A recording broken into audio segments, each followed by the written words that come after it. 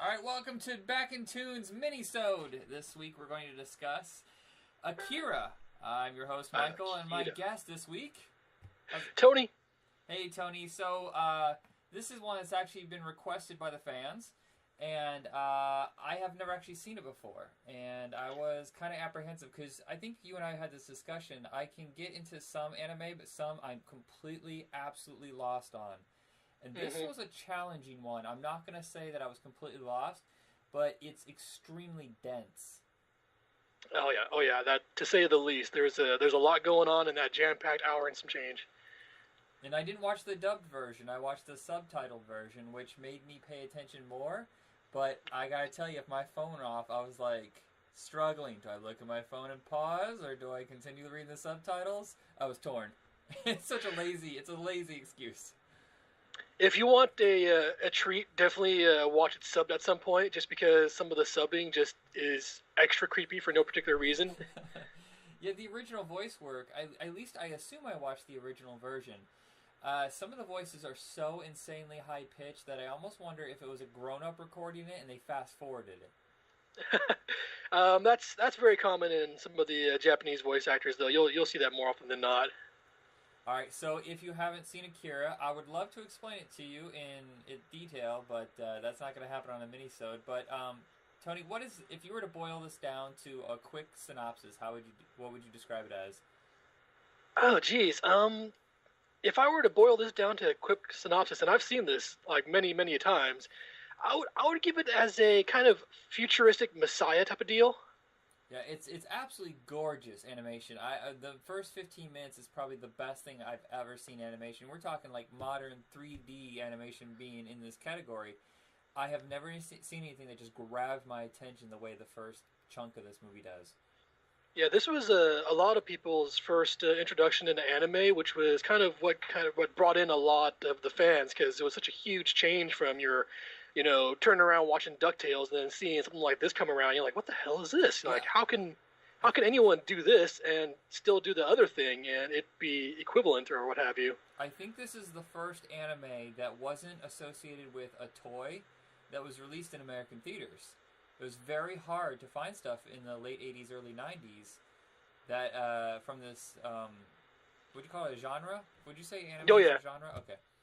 Almost definitely. For the most part, you either had like American toys that were done by companies over there, which is not anime, but you had Robotech, and I think there was a couple Golgo 13 movies that got released, and I think other than that, it was Akira that changed everything and all of a sudden grabbed everybody's attention, and that's when you started seeing more of it being released overseas. Mm-hmm.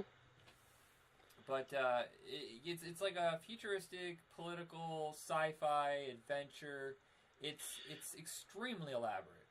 Yeah, it holds so many things in. It's also like a buddy movie. I mean, it also has like betrayal. I mean, there's a lot going on in this, and you're trying to do your best to catch up with the entire insanity of it. But at the same time, you're lost halfway in. Like, you can watch it 2 or 3 times and still not pick up on all the things going on.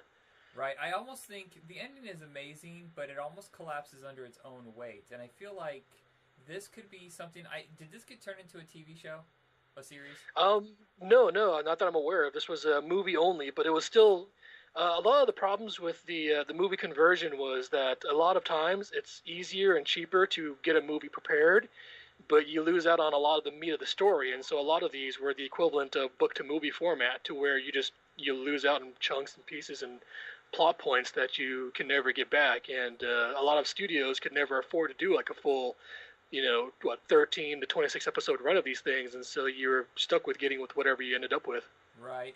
I do know that I think it was Dark Horse or is Now Comics did an adaptation of the movie, but then they had it fleshed out with more material, which I feel like watching this movie, I feel like there is more than just a story that you can condense into 2 hours. These days, either you could do a full graphic novel, like a series of graphic novels, or do it for one season. Do 13 episodes and get the entire story out. Well, that was what it was originally based on, was the manga, which the manga, if I were to condense and move things things around, it'd be the equivalent of doing all of the Harry Potter books in one whole movie, and that's basically yeah, that's basically what you ended up with the Akira movie was the fact that there is a lot more and a whole lot of stuff going on, but well, we only have room for one movie, and so jam as much as you can in there. I didn't realize it was based on a manga. Are most of the movies based on comics already? Yeah, a good portion of movies that come out anime-wise is based on manga first, and then manga goes into a movie format, which was more popular in the 90s, or at least what we ended up here in America in the 90s. So things like Akira and Battle Angel Alita, which they're also talking about making that into another movie as well. Same thing happened where it was a one-movie deal, but the original storyline for that went on for ages and ages and ages, but we never got the full experience. Short time fans, if you want an example of what normally happens, like you have like Dragon Ball and Naruto and One Piece and all those things. There's like 500 some odd episodes, and those are the ones that actually are closer to the original storyline than what you have with some of these other smaller series where they kind of cut you off at the meat of it, and you're ended up with whatever you end up with. Huh. I mean, yeah, this is a tip of the iceberg sort of deal, and that's kind of what Akira was too. It was a tip of the iceberg. Like this was a really good interpretation, a lot better than in Battle Angel Alita was. But sadly, it's still an interpretation and a condensed format of the original stuff, which Dark Horse did release, and it was like a 5 huge jumble-packed manga series, or I can't remember what the original releases of those looked like, but. I mean, yeah, this is by no means the full story, and I highly recommend getting the full story if you can.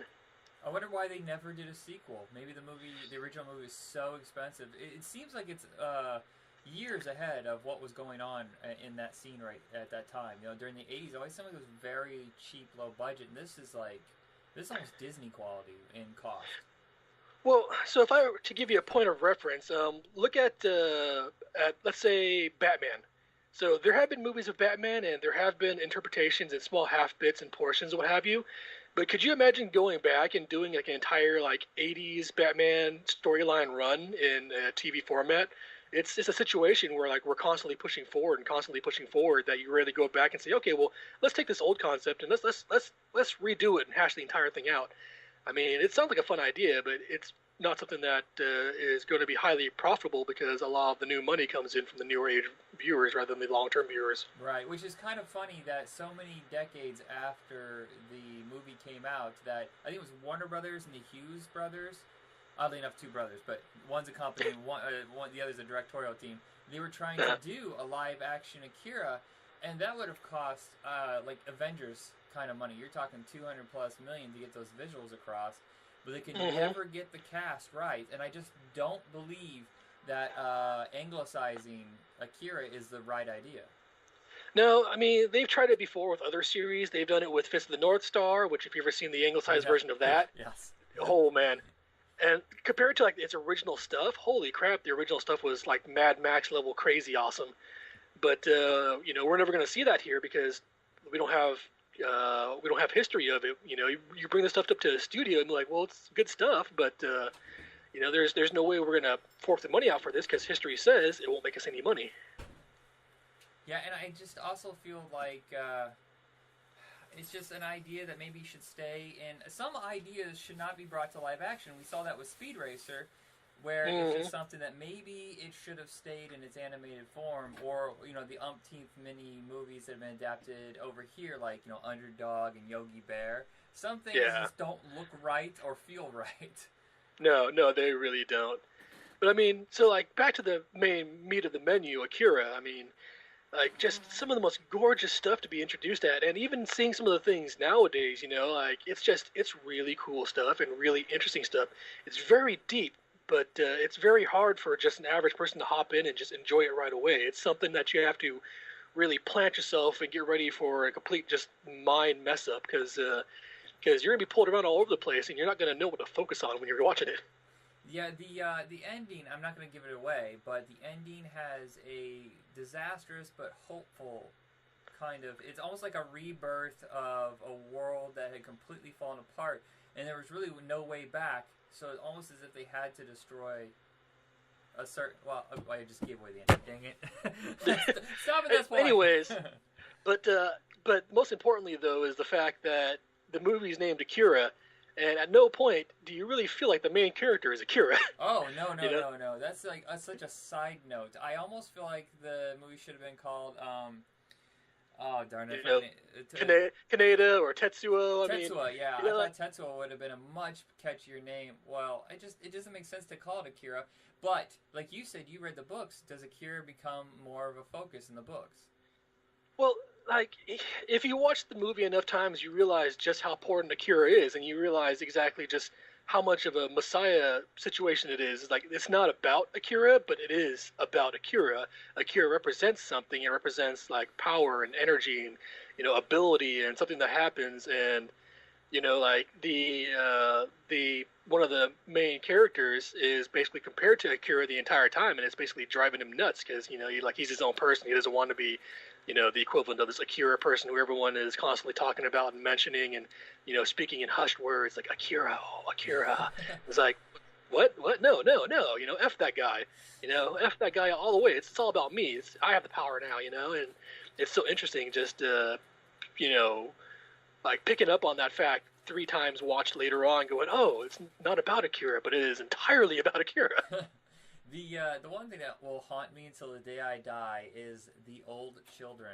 Their faces are the creepiest thing I have ever seen. It's so unnerving. Oh yeah. No, that and like it never really comes together on what exactly happened to do that to them. It's just how it happened. It's just how they are as people, and it's just creepy as hell. Yeah, if you haven't seen the movie, imagine a bunch of Mickey Roonies with baby voices. That's why I have nightmares now. Oh, and the end is so insanely gory. If you took the Thing, the Blob, the Fly, 3 of the most intensely grotesque movies, and combined them, you wouldn't even get anywhere near how insane and grotesque everything is at the end. And one of the things that I really like about this is that the women aren't ridiculous. Like this is like early era anime, and even at this point, like you're sitting to see some really crazy stuff on, just on what's available. And in this situation, it's like nope, just women, men. They're just people. They look like people. They don't look like over inflated blow up dolls with unnatural proportions. Which slightly at the end changes, but you have to see what happens to explain that one later on. Yeah, but go ahead. Yeah, but as a 90s cartoon, I mean, like, I watched this when I was like 13, 14. I'm like, oh man, it's going to be a cartoon. It's going to be awesome. Holy crap, I was not prepared for any of that. Yeah, I think I may or may not have seen this early in high school, but nothing seemed really that familiar. When I lived in Indiana, there was only 2 anime series you could pick up, or any anime movies. It was Akira and Appleseed, and I watched Appleseed roughly 50 times. And I feel like maybe I watched Akira once, but I have complete amnesia to it.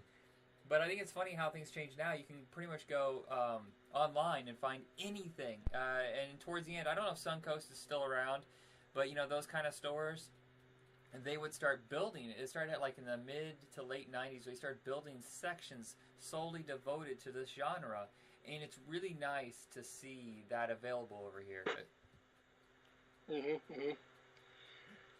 So I guess there's pretty much nothing else I have left to say about the movie. Do you have anything else? Honestly, if you're a longtime fan and what have you of the movie, and you've never even heard of the manga, I highly recommend getting out there, picking it up. I mean, I'm not trying to plug in any companies or whatnot, but it has been brought to the U.S. and is definitely one of those things where you got to get at it. I mean, another great series I'm going to bring up out of nowhere, Vampire Hunter D. Also came out around the same time, around the 90s. Yeah. I've seen Dark Horse that published. That one actually aired when I was a kid too. Well, they also did a new movie that actually is closer tied to what the books originally were. And I'll tell you right now, like I read the books for the first time, like I want to say like 4 or 5 years ago. There's like 10 books out there. Holy crap, they are amazing good. And like the new Vampire Hunter D movie compared to the old ones, the old one was thrown together just to be like kind of a flash in the pan, while the new one was true to the books, and it is amazing. I highly recommend it. I have said yeah, if you get a chance. Okay, so that's it for this episode. Check us out on Facebook under Back in Toons. You can find all of our episodes, and our new series of mini-sodes will be kicking in here and there just to fill in the little gaps, because we know you have to have your fix. You have to have that cartoon discussion, just even for 15, 20 minutes. We'll give that to you. If you have any cartoons you want to suggest, I still think we have a couple on the plate we need to knock out. But let us know, and we'll add it to the list. And Tony, thank you for joining me for this episode. Thanks for having me. All right, and everybody, good night.